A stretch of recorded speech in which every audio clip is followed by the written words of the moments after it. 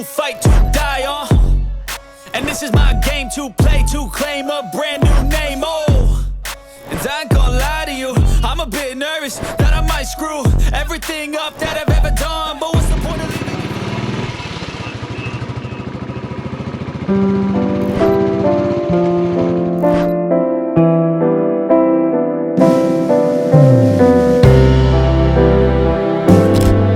जैसे कि आप लोगों ने देखा पिछले एपिसोड में कि मैं पहुंचा था सिंकोला टॉप और अभी फ़िलहाल सिंकोला टॉप पर ही हूँ।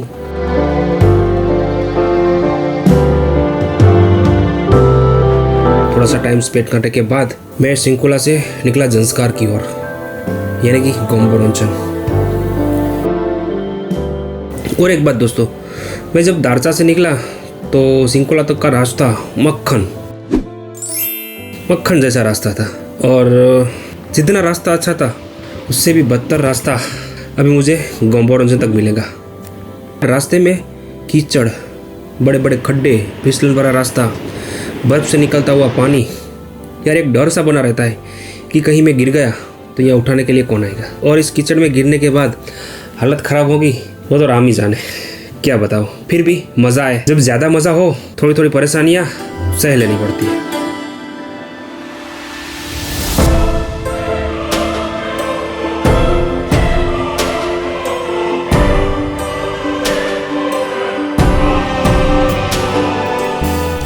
जंस्कार वैली में स्थित गोम्बोरोंचन एक ऐसा पहाड़ है जिसका शेप बाकी पहाड़ों से एकदम डिफरेंट है। इसकी हाइट 5520 मीटर है। पहाड़ के बगल से बहती हुई छोटी सी नदी इस व्यू को फैसिनेटिंग और अट्रैक्टिव बना देती है।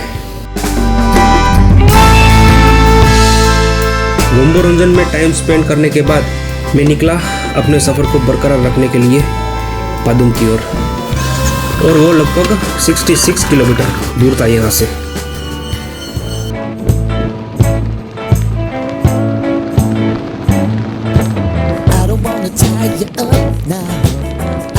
और एक बात दोस्तों, ऐसे रास्तों पे थोड़ी सी सावधानियां बरतनी चाहिए, क्योंकि लद्दाख में बाइक ज़रा सावधानी से चलानी ही चाहिए, क्योंकि यहाँ बहुत सारे वाटर क्रॉसिंग का सामना करना पड़ता है, इसलिए सावधान रहें। यहाँ से पदुम 18 किलोमीटर की दूरी पर था और ठंडी भी बढ़ने लगी थी।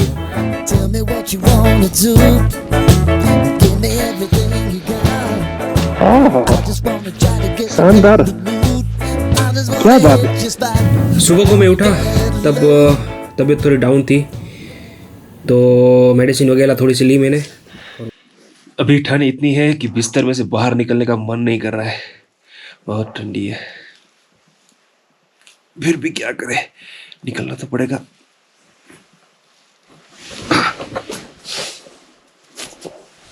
चलो भाई।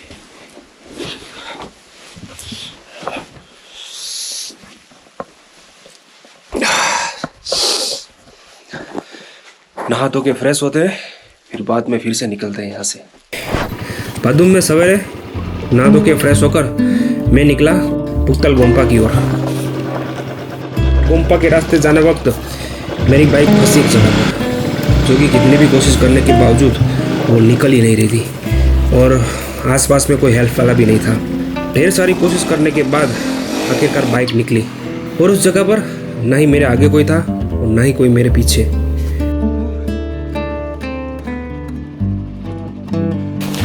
इस बार सबसे बड़ी गलती BSNL का पोस्टपेड कनेक्शन क्योंकि नेटवर्क ही नहीं है। अब बगैर नेटवर्क के तो कैसी ज़िंदगी लगती है, आपको भली बात ही पता है।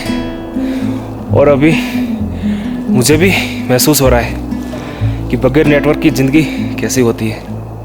यार थोड़ा थोड़ा नेटवर्क भी होना चाहिए सबकी ज़िंदगी में, भले चाहे वो नेटवर्क कैसा भी हो, दिल का नेटवर्क हो या दिमाग का नेटवर्क हो या इस दुनिया का नेटवर्क हो, किसी भी तरह का एक नेटवर्क तो होना चाहिए। दोस्तों, ना ही कोई आगे है मेरे और ना ही कोई पीछे। इस वीरान सी जगह पर सिर्फ मैं अकेला। मज़ा भी आ रहा है और थोड़ा सा बोर भी हो रहा हूँ। जिस चीज़ के पीछे दिल लगा के दौड़ते हो और बहुत देर लगती है उस चीज़ को ढूंढने में, मिलने में, और जब वो चीज़ मिल जाती है तो उसे पाने का आनंद एक अनेरा ही होता है। ठीक से मोनिस्ट्री कल से एसी के पीछे भाग रहा हूँ, लेकिन अभी तक नहीं मिल रही। पता नहीं अभी कितनी दूर है। घूमते ही जा रहा हूँ क्योंकि नेटवर्क नहीं है यहाँ पर, इसलिए।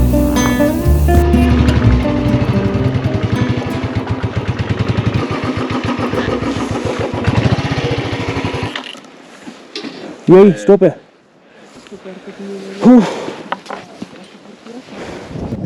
इससे आगे बाइक नहीं जाएगा, यही स्टॉप। अच्छा, पैदल जाना पड़ेगा और रात में लेट हो जाता है तो जाने का एक, आने का एक 2 घंटा तो लगेगा। 2 घंटा। फिर आप वहाँ आधा घंटा बैठेंगे। अच्छा 3 घंटा मान लो, ज्यादा से ज्यादा। अच्छा, ये सामान सब यहाँ पर रखते तो चलेगा? कोई दौड़ेगा मेरे भाई। ठीक है। कॉफी बनाते हो? सबका सब कुछ छोड़। कॉफी बनाते हो? कॉफी? हाँ, कॉफी तो नहीं है, ब्लैक टी है। ब्लैक टी दे तो चलेगा? ठीक है, ठीक है। बना दो, चलो ब्लैक टी पी के निकलता हूँ मैं। जैसे कि भैया ने हमें कहा, हम ब्लैक टी पीने के बाद अपना जरूरी सामान लेकर निकल गए पुक्तल गोम्पा की ओर। ट्रैक था करीब 2 घंटे का, 1 घंटा आने का और 1 घंटा जाने का। सांस फूल रही है ऑक्सीजन की कमी की वजह से, और अभी का वेदर कड़ी धूप है, लेकिन एक डर है कि मौसम बदल रहा है। बारिश शुरू हो गई तो दिक्कत होने पड़ेगी। देखिए क्या होता है।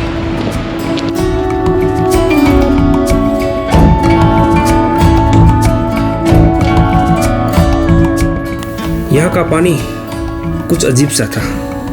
रंग कुछ इस तरह दिख रहा था जैसे आसमान ने खुद बहते पानी में रंग भर दिए हो। लाइक पूरा आसमान इस नदी के अंदर उतराया हो, जो कि मन को शांति और अलग तरह का आनंद दे रहा था।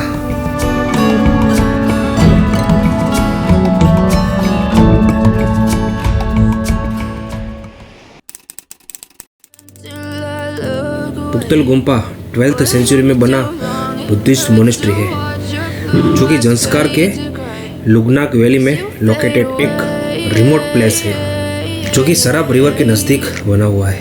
As you fade away, Yeah, I'm about to fade away. Cause every time I wake up I feel like it's Monday. Something's going wrong with all the chemicals up in my brain. All of a sudden I don't look at anything the same way. Gotta build up of my thoughts sitting in and नीचे से ऊपर तक कोई नहीं है, पता नहीं कहाँ चले गए सब। मैंने आवाज़ भी लगाई लेकिन किसी ने सुना नहीं। चलो ठीक है, निकलते हैं अभी।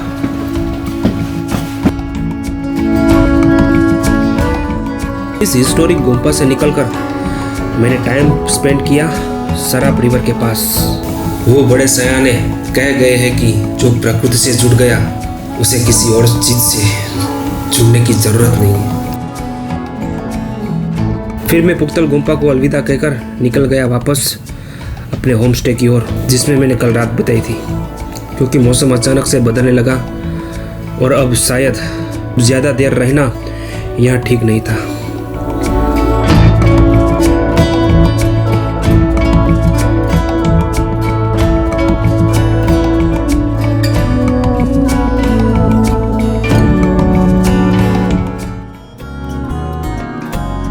सेम होम स्टे में स्टे किया और दोपहर के 12 बजे मैं निकल गया सिला वाटरफॉल, जो कि पदुम से 9 किलोमीटर की दूरी पर लोकेटेड था।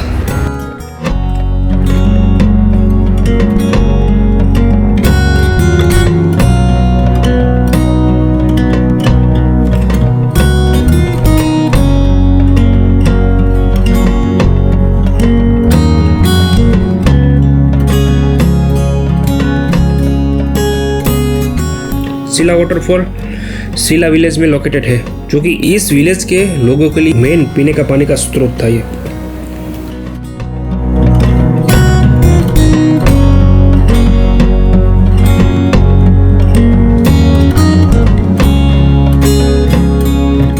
यहाँ पर शांत एनवायरनमेंट एंड इस बहते पानी की आवाज इस जंस्कार ट्रिप पर 4 चांद लगा रही थी। इस ट्रिप को लाइफ टाइम रिमेम्बरिंग मोमेंट बना रही थी।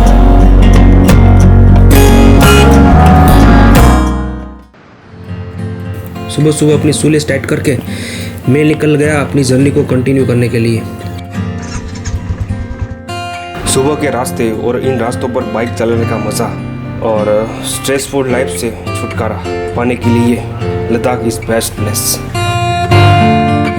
अपनी लाइफ में एक बार तो लद्दाख ज़रूर आना। पैसे ना हो तो बजट ट्रिप कर लेना, लेकिन एक बार तो ज़रूर आना। It will change your life. आज के दिन की मेरी पहली लोकेशन थी सानी लेक, जो कि पदुम से 15 किलोमीटर की दूरी पर है।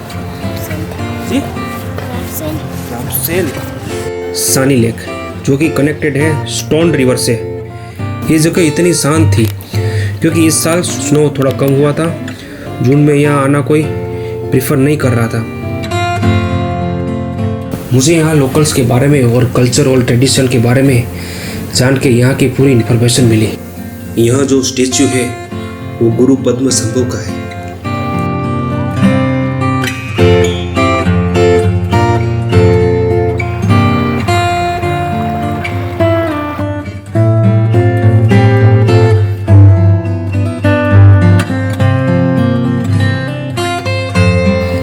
फिर अपना ज़्यादा वक्त यहाँ पर ना ज़ाया करके मैं निकल गया आगे की ओर।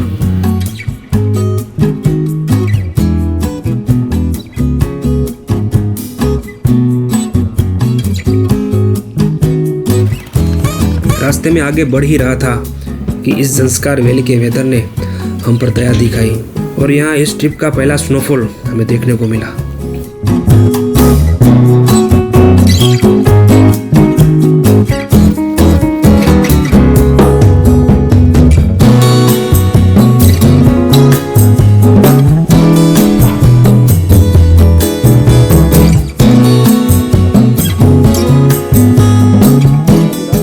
इन भैया से मुझे पता चला कि लास्ट टाइम यहाँ पर बहुत खतरनाक बारिश हुई थी, इसलिए यहाँ इतनी सारी स्नो दिख रही है। थोड़ी देर बर्फ के साथ मस्ती करने के बाद मैं निकल पड़ा कारगिल की ओर और अब रास्ते धीरे धीरे क्लियर होने लगे थे। फिर मुझे दिखा ये कपल जो कि कश्मीर से आए थे और वो भी स्प्लेंडर पर। इनकी हिम्मत को सैल्यूट करने का मेरा मन किया तो मैंने सैल्यूट किया। लद्दाख की एक बात खास है कि यहाँ मदद नहीं मिलती, लेकिन इन भैया को लगा कि हमें मदद की ज़रूरत है और वो यहाँ पर रुके। हालांकि मदद की मुझे कोई ज़रूरत नहीं थी। ये अच्छा लगा हमें। रात को कारगिल पहुँचने में लेट हो गया और फिर सुबह अपने कैमरे को थोड़ा सा कारगिल दिखाया, जो कि कारगिल 2676 मीटर की हाइट पर, जो कि भारत और पाकिस्तान के बीच 1999 वॉर के लिए जाना जाता है। यहाँ से मैं निकल गया लेह के लिए, जो कि 209 किलोमीटर पड़ता है।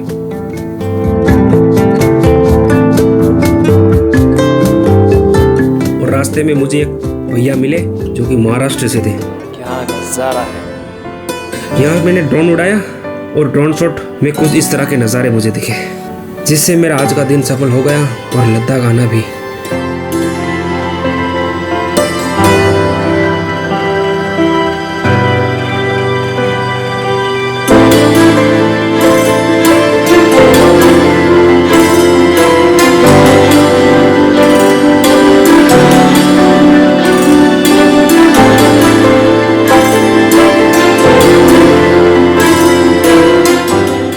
और फिर ये भैया और हम निकल गए लेह की ओर।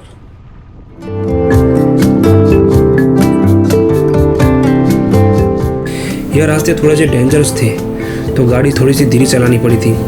यहाँ पर मुझे कुछ लोग गुजरात से मिले जिसे मिलकर अच्छा लगा